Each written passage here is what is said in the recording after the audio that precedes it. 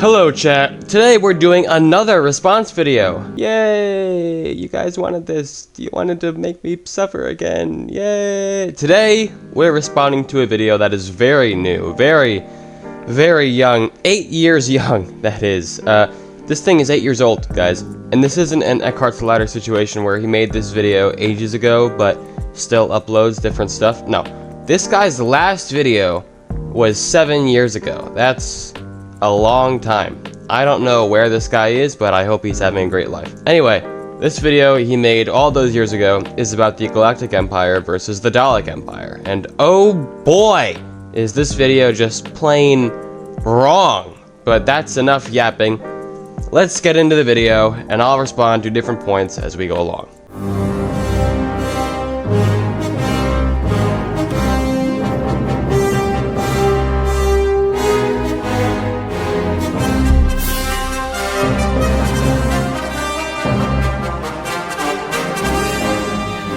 The Galactic Empire was a new ruling power built off of the damaged foundations of the Republic.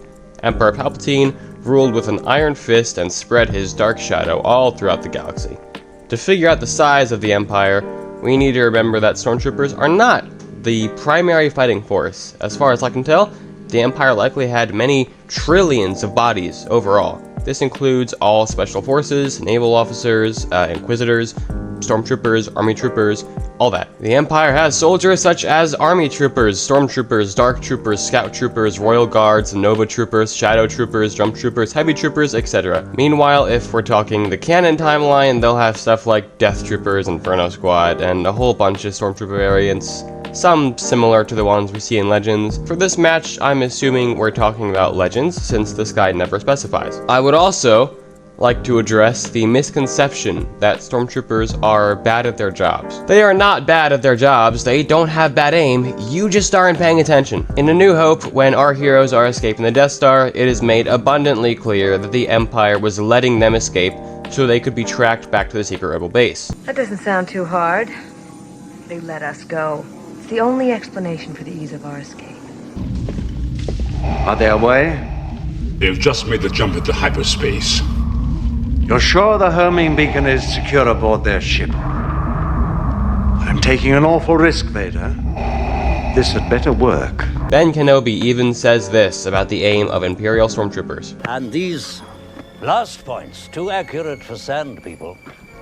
Only Imperial stormtroopers are so precise. And before you say it, no, the Battle of Endor does not prove me wrong. Let me walk everybody through this with a logical perspective. The Imperials have captured and effectively defeated the rebels on the forest moon of Endor. Right when they least expect it, a bunch of native creatures pop out of nowhere and fire arrows down on them, failing to kill most of the stormtroopers because of their armor, but killing the unarmored commanding officers and inciting panic. The stormtroopers now have no leadership, no organization, and are only able to do what their instinct tells them to do: pursue the Ewoks and kill them. Unfortunately for the stormtroopers, the Ewoks set traps all throughout the forest and used their surprising physical strength to overpower the stormtroopers, bring them down, and use sharp weapons like spears or daggers to penetrate the vulnerable parts in the armor. They probably ripped the armor off of some of the stormtroopers too, considering the fact they literally ate them.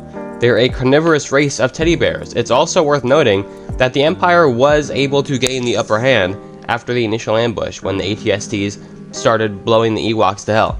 It was only after Chewbacca hijacked one of them when the rebels and Ewoks managed to pull out a proper victory. Overall, being primitive does not make you weak. The stormtroopers were unorganized, surrounded, and in enemy territory. I can't possibly understand how people think stormtroopers were just a bunch of bumbling idiots when these movies have all the evidence to suggest otherwise. Yes, Disney portrays them as buffoons, but we're not talking about Disney canon right now. Anyways, the Empire has many vehicles for multiple different purposes.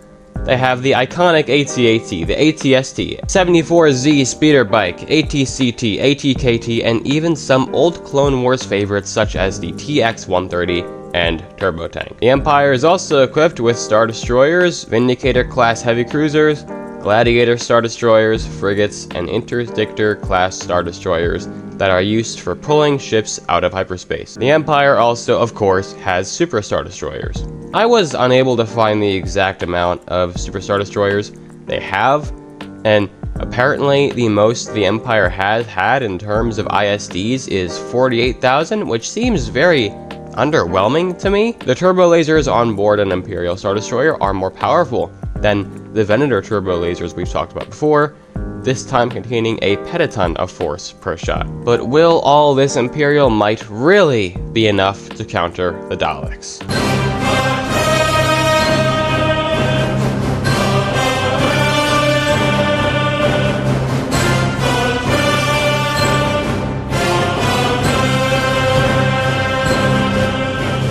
Something we need to understand right out of the gate is that Doctor Who doesn't give us many concrete numbers for things like Star Wars does. Facts and theories put one limitation on this fight, that being no super weapons allowed.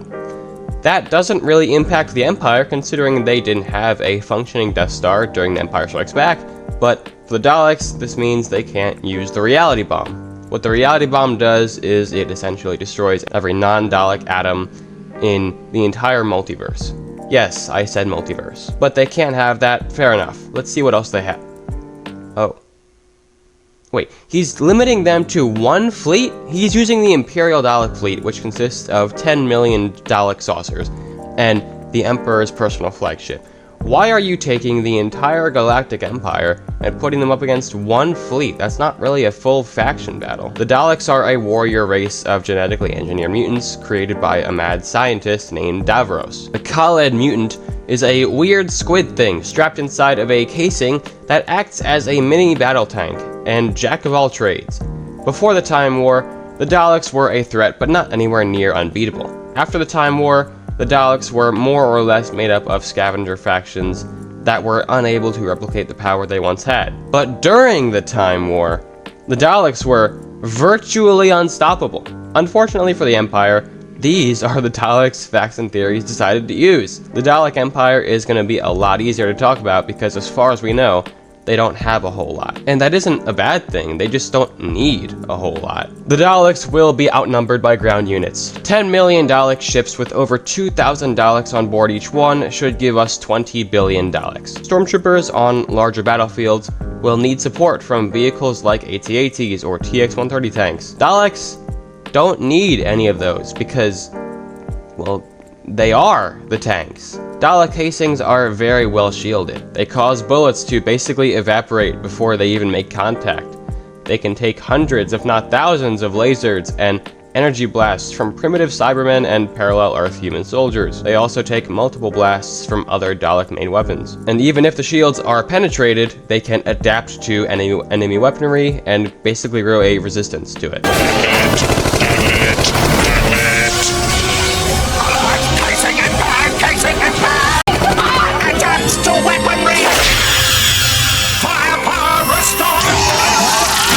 Some weapons in the Doctor Who universe have been able to kill Daleks in 1 or 2 shots, but we don't know how powerful these weapons are. And yes, I know I said in a previous video that the Cult of Skaro is a special example because they're the 4 most powerful Daleks we've seen on screen, but I actually think I was wrong after doing more research. There is nothing to suggest the Cult of Skaro would have stronger shields than your average drone.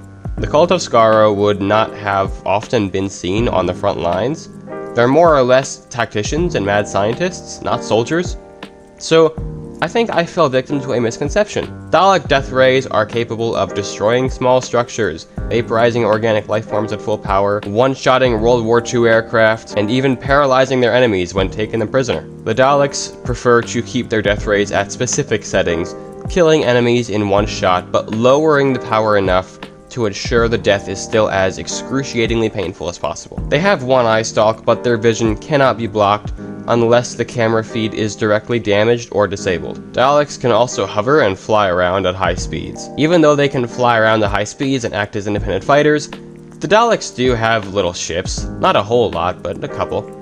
They also have at least one proper ground vehicle that we see for like 1 second in the background of the show, but that's it. I'm assuming these ships can move faster than Daleks can fly, and the tank looking thing is just really powerful because I don't see the practical purpose of these things otherwise. Dalek casings are basically, like I said, a jack of all trades tool. They can act as fighters. They even have the same durability and weapon power as a tank. They don't really need an abundance of ships or vehicles. They do have other Dalek variations like Spider Daleks, Berserker Daleks, and Special Weapons Daleks that destroy their enemies at an atomic level. Daleks are extremely intelligent. One Dalek downloaded and understood the entirety of the internet in just seconds. And in the words of the Doctor himself, "I've sealed the compartment. It can't get out. That lock's got 1 billion combinations." The Daleks are genius. It can calculate 1,000 billion combinations in 1 second flat. the Daleks have a fleet of 10 million Dalek saucers, and not much is known about Dalek saucers. We do know that they all have planet-destroying weapons in their arsenal, and I feel like they would probably use those to the fullest of their extent. Time War Daleks aren't interested in control. The new paradigm Dalek Empire used civilians as workforces and labor camps, but the Time War Dalek Empire simply wanted to destroy any and all life in the universe that was not Dalek. Now that we have a general understanding of both sides, I want to come to a verdict and respond to some of the things said by Star Wars facts and theories. This is a Dalek sweep, and the only reason it isn't instantaneous is because we're only using one Dalek fleet that will take a little longer to move throughout the galaxy. I know this guy said we're gonna assume the weapons of Star Destroyers and Dalek saucers are relative in this scenario, but that's BS in my opinion. I understand sometimes we want to talk about fan fiction or how two factions would fare tactically in war against each other, but I think the fact that so many limitations needed to be put on the Daleks just says everything you need to know. First, you only give them one fleet. Then you take away super weapons, which is fair, but then you also say, actually, let's just assume everyone's weapons are relative? There are other Dalek Empires from other eras you could have used for this fight to make it more fair. The classic era Daleks are far weaker than the Time War equivalents. The new paradigm Dalek Empire is far weaker too. My point is that you could have done this in so many different ways, but you chose to do it in the weirdest way possible. The fact is that the Dalek Empire at its height has time travel, planet-busting weapons on every ship, casual grunt drones acting as super genius tanks / fighters, and even multiversal travel. Individual soldiers can even time travel on their own when in emergency scenarios. One thing Facts and Theories says that seems really weird is that one Star Destroyer is the size of 3 Dalek saucers, meaning the larger numbers of Dalek saucers wouldn't mean anything. But that's not how that works. It doesn't matter if the saucer is smaller. If the Dalek saucer packs enough of a punch, the size isn't going to mean anything. Size matters not. One Venator Star Destroyer is smaller than a Covenant carrier, but the Venator would still tear through its shields and hull with its firepower. See this video for more details. The Daleks are just going to win. This is not a fair fight. They dominate ground engagements and likely naval engagements too. They would move faster throughout the galaxy with FTL travel, which they have, if they had more than just this one fleet, but I still think 10 million ships is more than enough. Daleks win 9 out of 10. I give the Empire that one chance because maybe Palpatine or Vader could pull some stupid force powers out of their asses that give the Empire a massive advantage, but I really doubt it would matter. Anyway, what do you think? Do you agree? Disagree? Let me know in the comments below. I like reading those. If you enjoyed this video, be sure to like, subscribe, share with your dog, all that stuff. Also, if you weren't able to join my Discord before because of restrictions, I managed to fix that. I don't know, I didn't know that it had issues, but I talked to Discord support and managed to get it fixed, so if you were unable to join before, you should be able to now. Anyway, I'll see you guys next week. Bye-bye.